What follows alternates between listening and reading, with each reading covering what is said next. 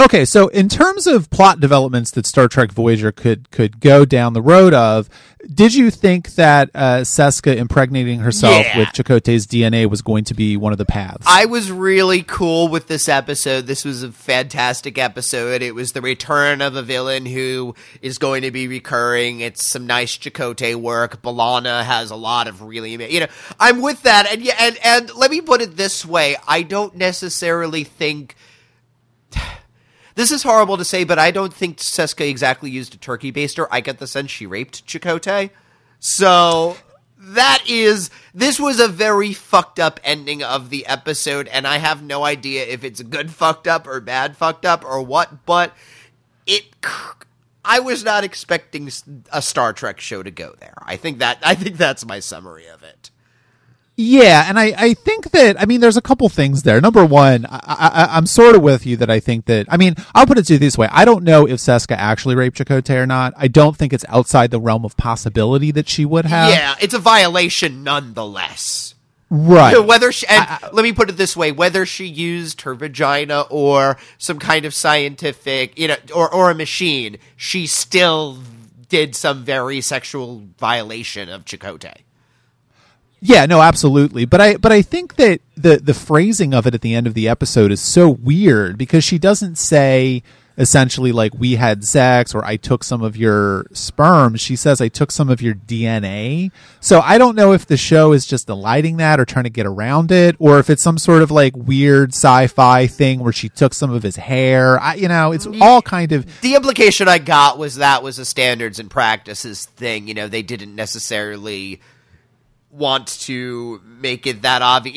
In other words, most of the people who are watching that know what it means, but they aren't actually saying it for any kids in the room kind of a thing. Sure. Yeah, and I guess, so I think that's fair. And I do think that there is a conversation we could have at some point about Star Trek Voyager being the first broadcast network Star Trek since the original series and how that affected it or didn't affect it. But maybe this is not the time for that.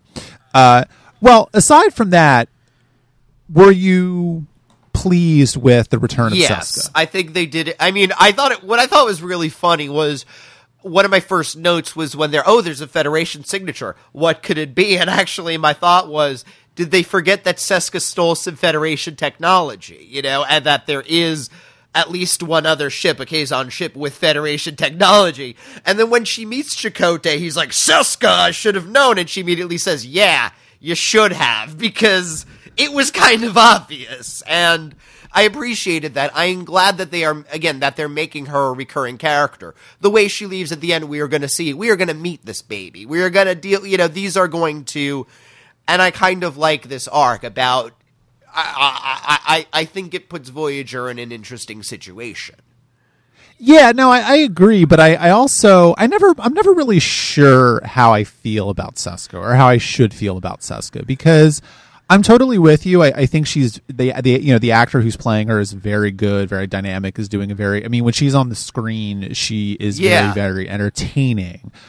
I just don't know if I guess in a sense you could argue that on a different Star Trek show that did not have a woman as the captain, you could argue that the sort of gender politics of Seska would be more problematic than they are because she is sort of hewing to a hysterical woman type model or Fatal, really. She is using her feminine wiles to get what she wants and screwing over anybody who crosses her and is going to get into whatever her best situation. But, she does very much fit the model of Cardassian women that we've met, I would say. And I think certainly she is somebody who is navigating some places that don't have the best gender politics. The Kazon, for example, she has found herself in a place where,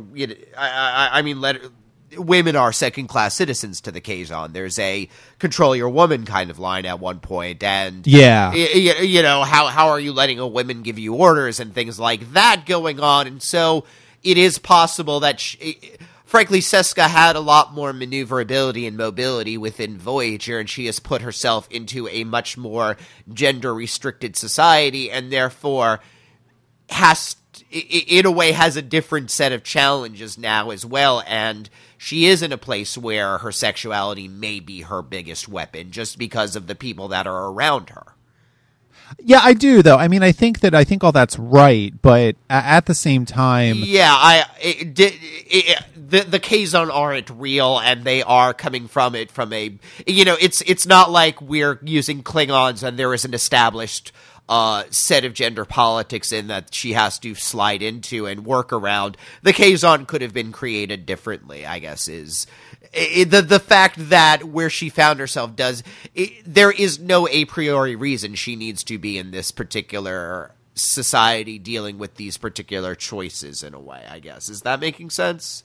It does make sense, and I think that in terms of Seska, she's kind of a fascinating character because, she's a character that we haven't seen very much. I mean, we've seen her, 3 times, I think, and she only played a very large role in 2 episodes of the show so far. And now and largely it's the real Seska. She is now a Cardassian. She's revealed to be a Cardassian. This is her real personality, quote unquote. Or maybe it's not. I think that's part of the weirdness of this episode because I look at Seska and I say, I don't know if we've ever really seen who the real Seska is. It seems like she's always... But then again, she's always using sex as some sort of weapon or bargaining chip because she was in a relationship with Chakotay, who was the captain of the Maquis cell. Yeah, and so one of the things I think is very interesting is there is the implication that it's extremely unclear whether, for example, when she's talking to him, and she's trying to deal with him and trying to deal with him in a way that will keep him alive.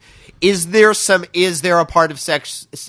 Is there a part of Seska that is legitimately does care about Chakotay, and even though she cares about herself and her stratagems more, she legitimately doesn't want to see him hurt? Does she carry his baby at the end because that's the only way that she can have a closeness with him, because she does want to preserve a very personal connection with him, because she does want him to still be wondering and thinking? Like, it's unclear to what degree this is genuine affection from her part, and is she beating him up because she likes him, or because that's a great way to taunt him, and she just sure. It is very unclear in that way. I'm not sure to what degree the show knows the answer to that. Well, I think also too, I mean, we have to entertain the possibility that she's lying. Yes, of course. That is true too. I mean, there's no evidence that she did this. She could just be doing this to drive Chakotay crazy and make him and the entire crew really not on their game as much, because she's kind of fucking with their minds, essentially. Yeah. I think that, I mean, because I have to track Seska through what she said at the end of State of Flux, right? Because she said that she was secretly in league with the Kazon because she feels like the Voyager needs to make powerful allies in the Delta Quadrant in order to survive. I don't think that she's even really... Seska doesn't seem like she thinks that it's possible to get back to the Alpha Quadrant in her lifetime. We also don't know exactly what her situation is, right? Like, is she a member of the Obsidian Order? Was she undercover with the Maquis in the same way that Tuvok was? It's possible, I guess. I don't know that she's really acting like an Obsidian Order agent that we've ever seen before, but at the same time, we have to look at the efficacy of her actions, and she seems to have gotten herself into a very, very high position of power and some authority in a very, very sexist and patriarchal culture that is the Kazon. Yeah, in a relatively short time as well, because remember, this has been maybe 2 months since we last saw her, right? It hasn't even been... It's been only a couple months.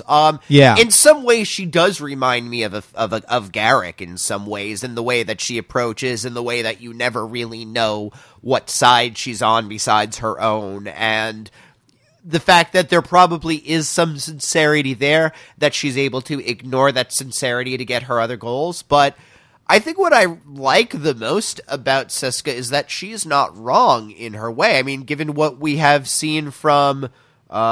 Given what we see from the next episode, given what what's his name in the Suspiria episode said, Voyager has a really bad reputation within the Delta Quadrant already, and so yes, they need as many powerful friends as they can have, and at the very least, if Seska were on Voyager, Voyager would be leading the Kazon fleet by the end, right? I mean, she is doing what she can to get an alliance between Kazon, and if they had the ship, it would be its flagship. They would.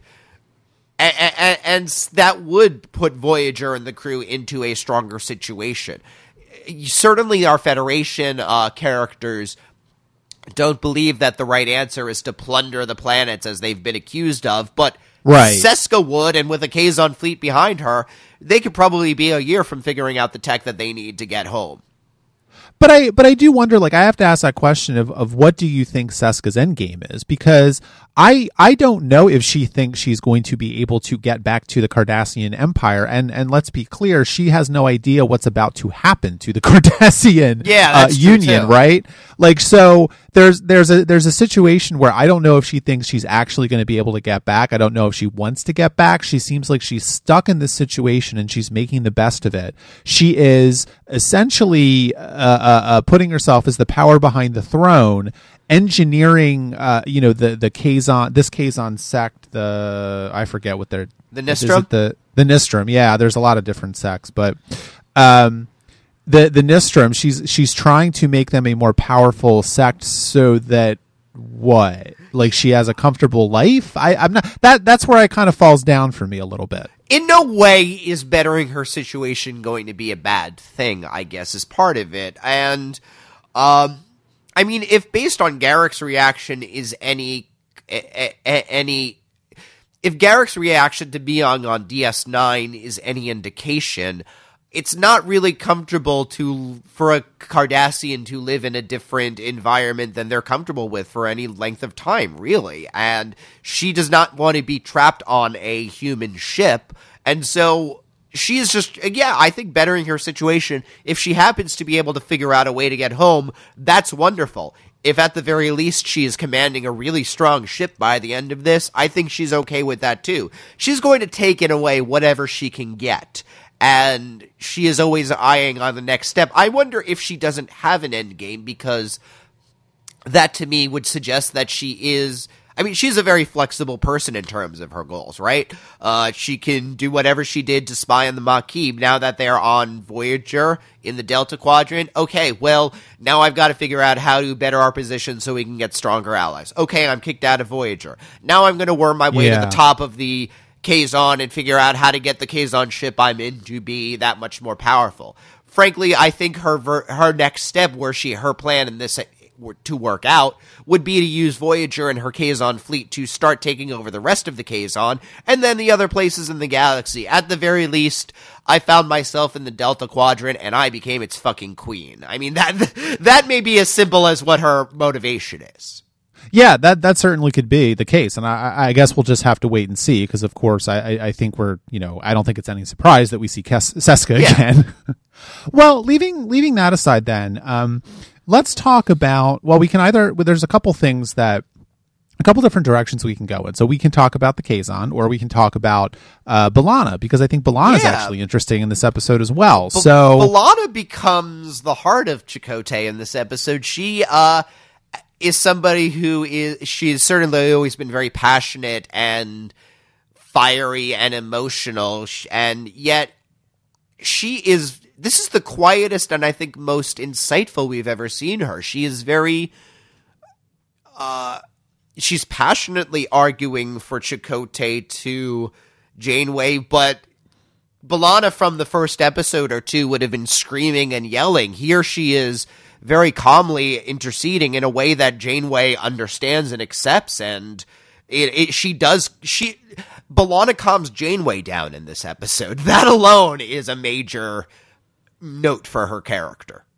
Yeah, because I think that scene, where B'Elanna goes to Janeway in a ready room and talks to her about Chakotay is a very powerful scene, and I think it also has resonances of the kind of relationship that B'Elanna and Janeway perhaps have been developing. Now, I don't think we've seen them together a lot, but certainly it is the case where if you look back at the second episode of the show, even when it was decided that she was going to become the chief engineer, and Janeway had to really grapple with kind of figuring out who B'Elanna is. And I think B'Elanna respects Janeway, but I think Janeway also respects B'Elanna. That is, in effect, why B'Elanna is able to talk her into going after Chakotay. Yeah, I mean, I seem to remember in that second episode, Janeway basically says, look, the way to, I will take your suggestions into consideration, but you need to talk to me in a disciplined and, sane manner, frankly. And this is Janeway being as good as her word. She is extraordinarily upset and angry and confused at Chakotay's actions. B'Elanna comes, gives them some context. Janeway comes out of that conversation knowing that, yes, Chakotay does still need to be disciplined for the reasons that she outlines at the end, largely that if my first officer is disobeying, I can't get order from anybody on this ship. And yet recognizing that, again, there are some deeper meanings to Chakotay's actions. He's doing the wrong thing for the right reason, for the good of the crew. I mean, this is the second time, the first being Tuvok, that a major player in the command structure of Voyager has completely gone against orders, gone off on their own, and utterly disobeyed the captain. And that's why I think B'Elanna is so interesting in this episode, because B'Elanna is sort of the clearest example in this episode of the leadership skills of Janeway. And really, B'Elanna has become a more subdued person. She has become a more Starfleet person, essentially, right? And that is, I think, directly due to Janeway's captaining of her. But at the same time, you're right, like Chakotay goes off and blatantly defies, I don't even know if he defies her orders necessarily, but he does something without approval, and it puts him in danger, it puts everyone in danger on the ship, and Janeway essentially is once again left with a feeling of, am I actually, how are these people under me?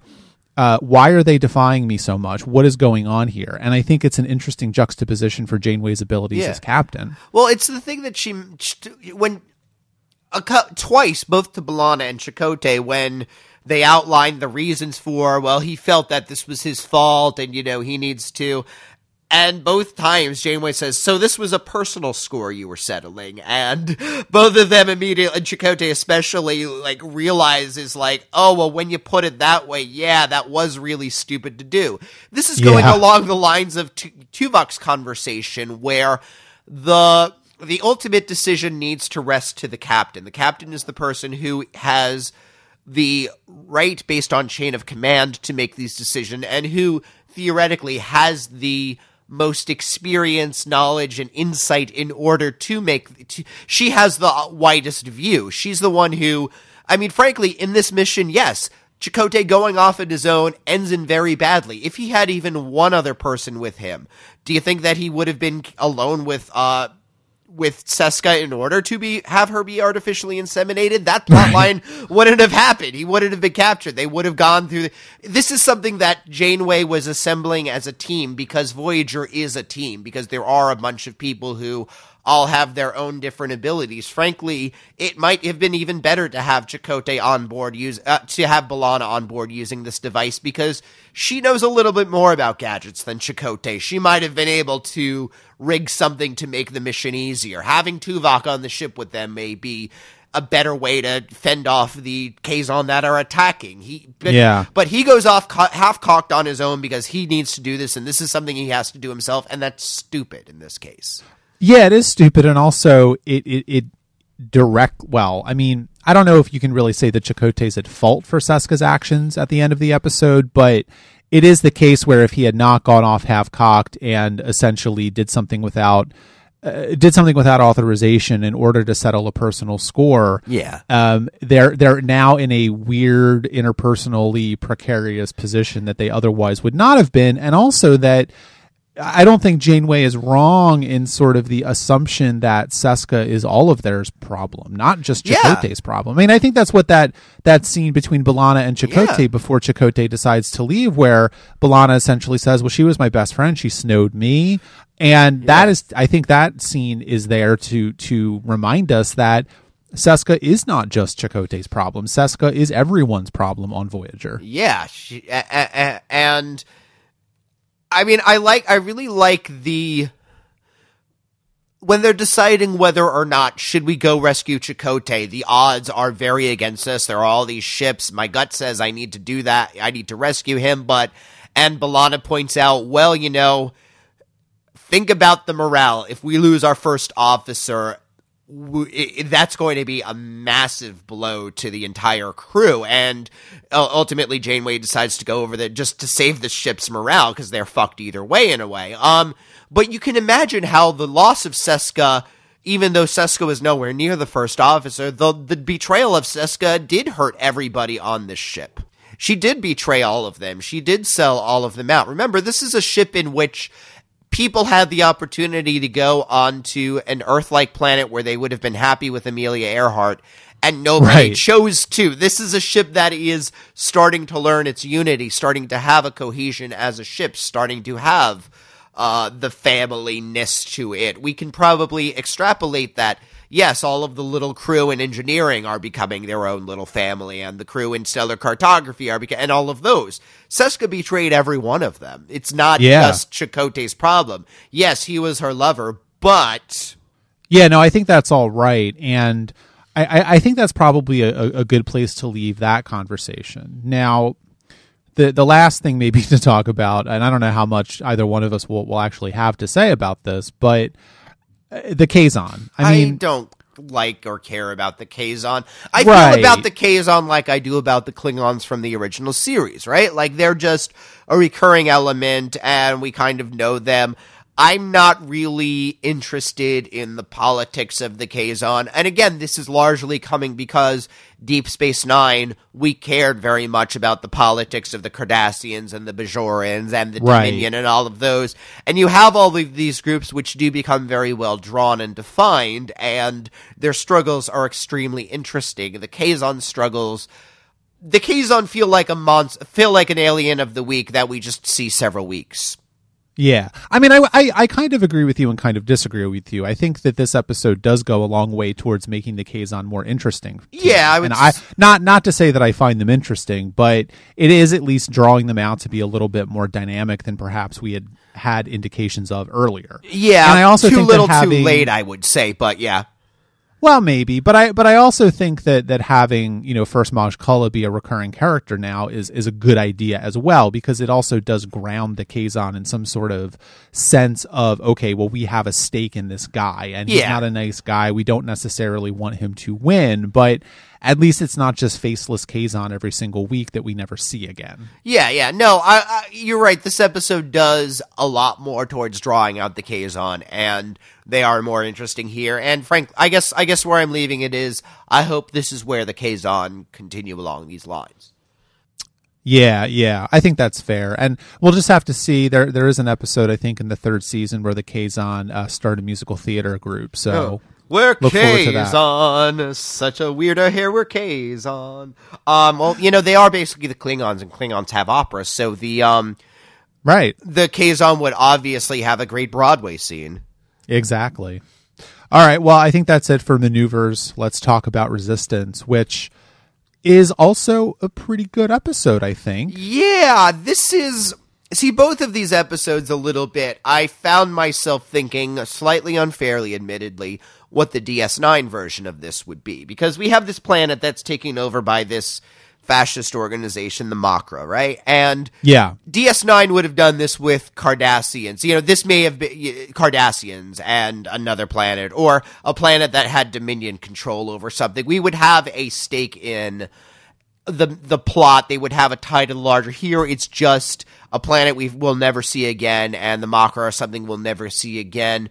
But at the same time, I also started thinking about the TNG version of this episode, which would have ended with the Makra rule being overthrown, right? With the TNG crew coming in and saving everybody, or TOS crew with Kirk, killing the head Makra, and then, we're all gonna be, we're gonna rebuild your planet, kind of a thing. Here, Voyager, again, because they are so isolated, they can strike a blow for the Resistance, but they can't do anything more. They don't have the firepower. They don't have the resources to do that. It's up, it is up to the resistance. And part of the implication from this episode is that this victory is going to re-galvanize them. I feel like in 10 years, they're going to have a much better planet, but...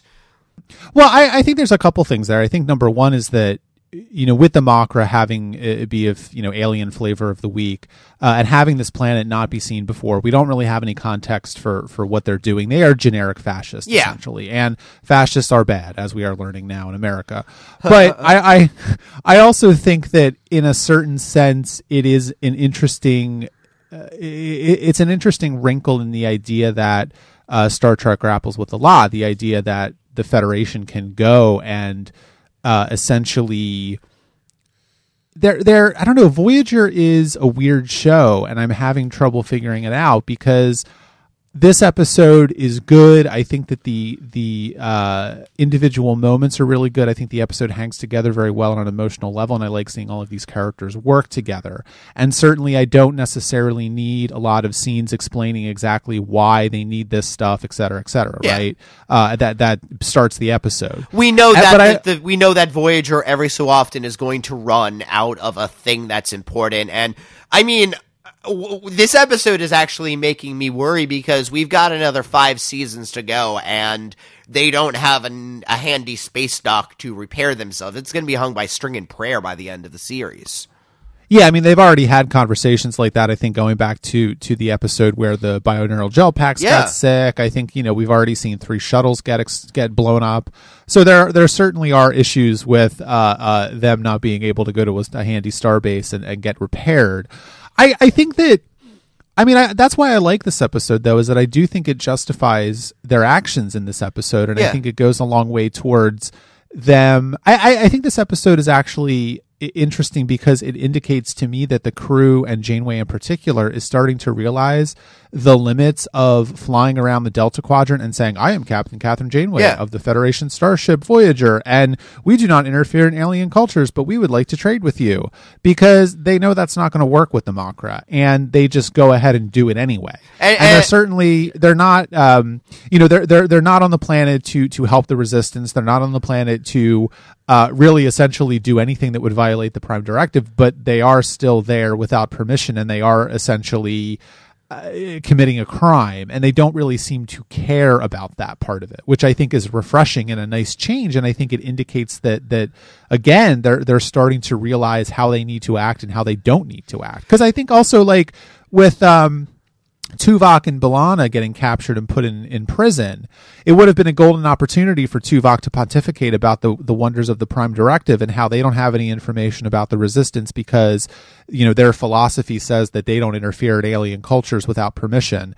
But he doesn't bother to do that because he knows that it's not going to matter. They're not going to believe him. Well, when they talk to, and that's borne out, obviously he's not there when they're first talking to the head Nazi, and but he's another one who says, your ship is disreputable. You've been fighting with the Kazon. I mean, rumors of what happened in last week's episode have apparently reached the Makra. They may know about Suspiria and the caretaker. They may.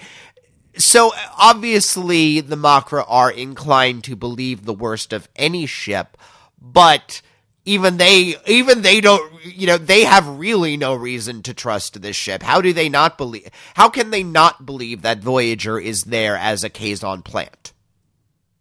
I think that's true. And I also think that Voyager being by itself is really interesting because, I'll ask the hard question. Do you think that they're doing a good job at flying the Federation flag?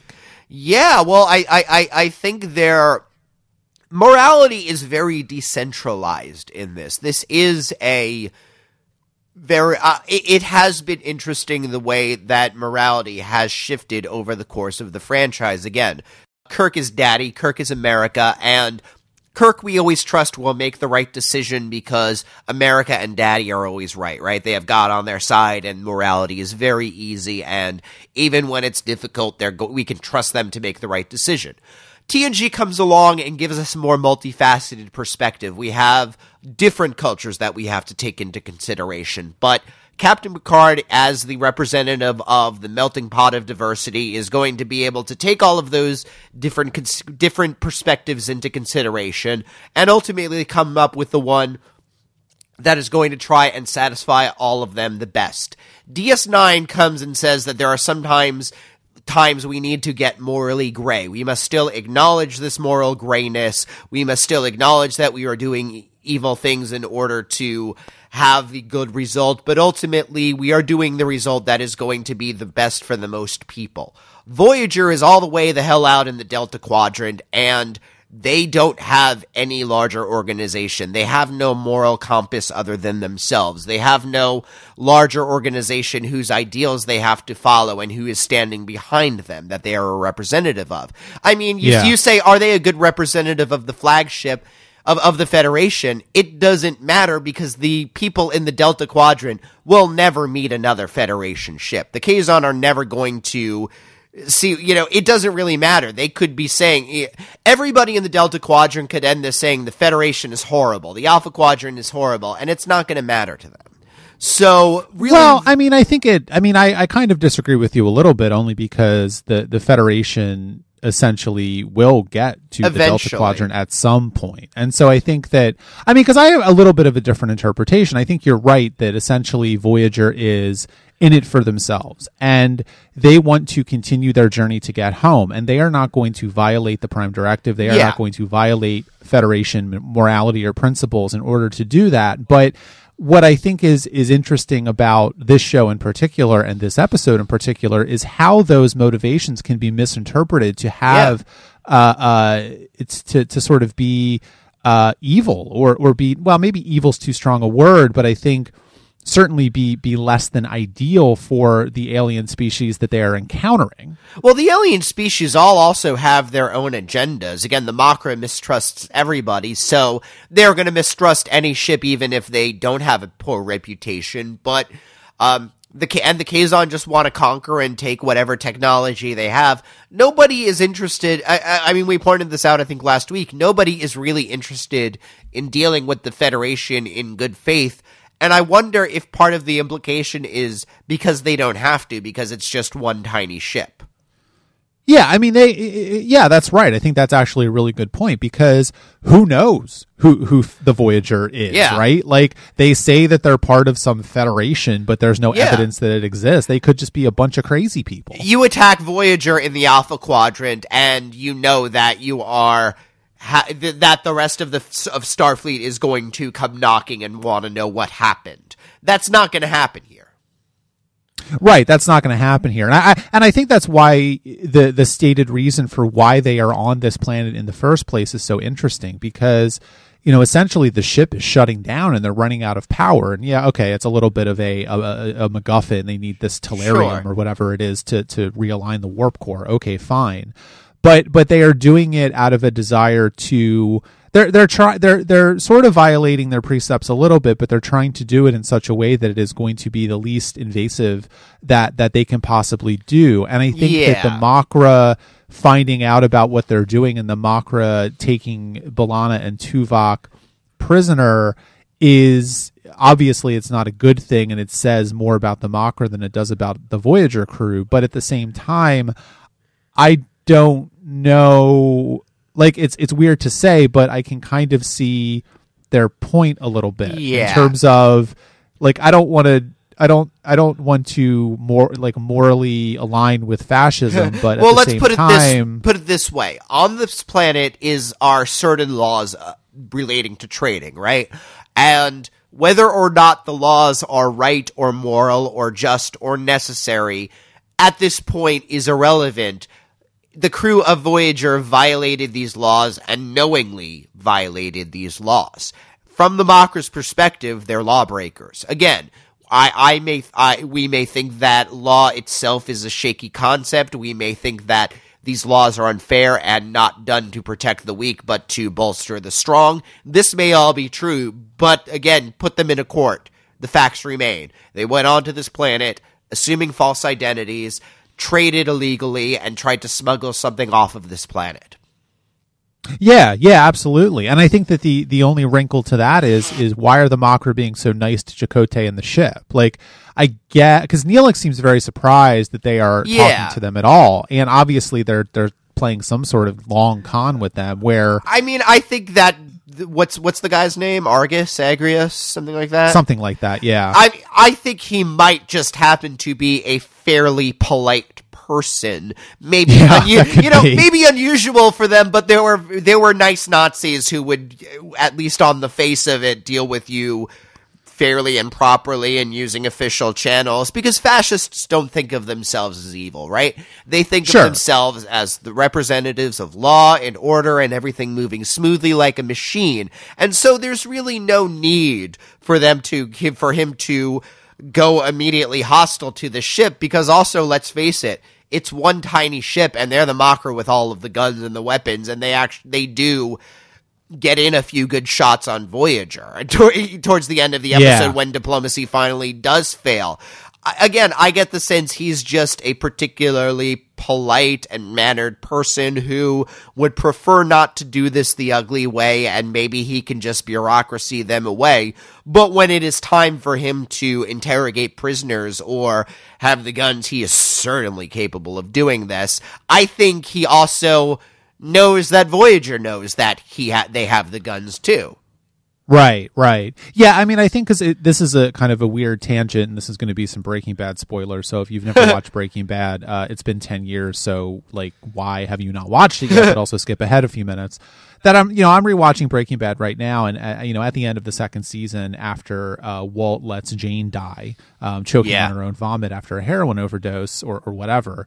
And then Jesse goes to rehab, and he essentially says, I've come to terms with the fact that I'm the bad guy, right? And he's come to accept that, whereas Walt is still trying to convince himself that he actually is not the bad guy. And there is a power to a bad guy, quote unquote, who thinks they're a good guy or has not come to terms with them being the bad guy, that it makes it even worse. So essentially, this Makra guy is a bad guy who knows he's a bad guy, but he's going to be nice to you because he knows who he is. Yeah. Yeah, no, I think the bad guy who thinks he's the good guy is the one who won't be convinced, because any resistance from him and he is the underdog fighting for good against an evil world. Yeah.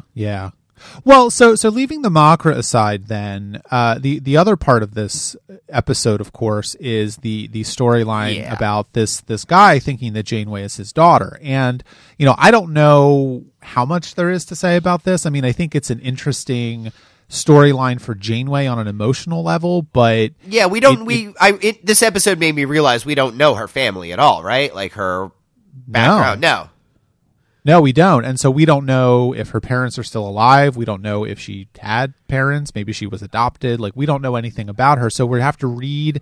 I guess in a certain sense, it's interesting only because Janeway's actions in this episode make her out to be a very morally upright person who is not going to she doesn't ever really try to convince this guy that she's not his daughter. I mean, she does a little bit at the very beginning, but she's more interested in getting back to the ship, which makes sense. And she's not going to really, I think from her perspective, it's more about not wasting time with this guy. He's essentially thinking that she's his daughter. So she's like, all right, then I'm your daughter. Let's go break into the prison because that's where she's going to get. And I don't know that that's a great look for Janeway, but I also think it's a nice character beat for her. I think it is an awkward moment because she tries early on, but realizes he's not. And I think I think she's really just kind of deferring the decision as much as she can, because frankly, when this is all over, if he were still alive, she would have to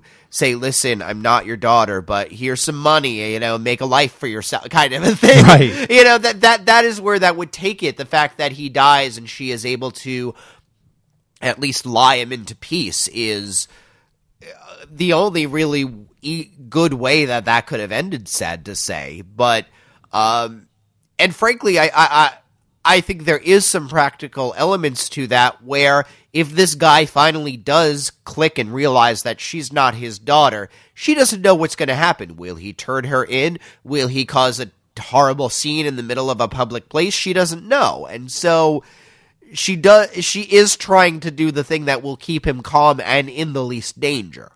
Sure.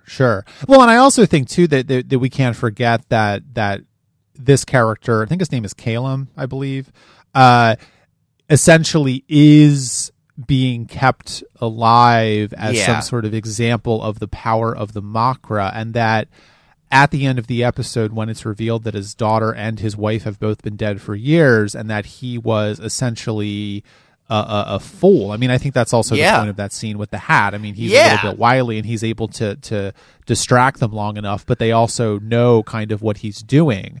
That Janeway kind of, I think, in a sense, realizes that the only answer is to let him die, thinking that she is his daughter and that his wife is fine, and forgives him, because that, more than anything else, is going to undercut the power of the Makra. Yeah. And Janeway's not there to do that, but I don't think that she can resist doing that.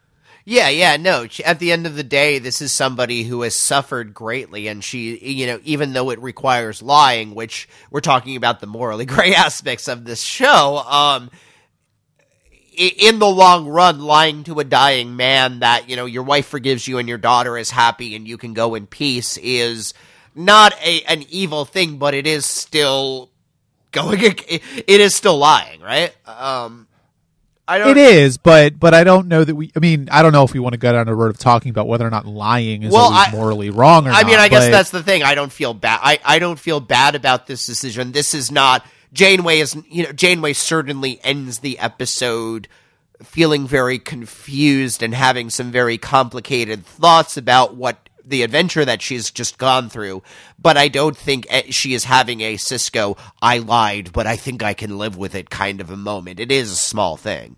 It's a very small thing, and I think that she's going to take some comfort in knowing that she was put into a difficult situation and gave this man peace at the end. I mean, I think that's what the final shot of this episode is about when she's caressing the necklace. Yeah, and also that this old man is going to be one of the symbols of the revolution in a way. He, the